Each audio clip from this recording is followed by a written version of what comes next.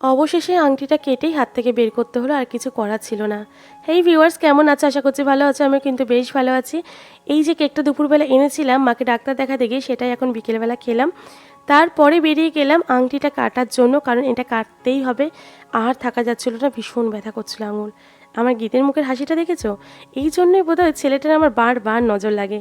তো এই জুয়েলারি শপে চলে এসেছিলাম, ভাগ্যিস খোলা ছিল, নাই তো আর কি বলবো।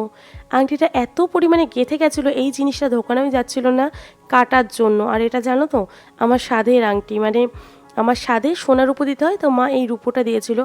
জানি না এটা মঙ্গল না অমঙ্গল, তবে আমি শুনেছি স্বাদের কোনো জিনিস আগুনে পোড়াতে বা ছিঁড়তে বা সেলাই করতে সব কিছু নেই।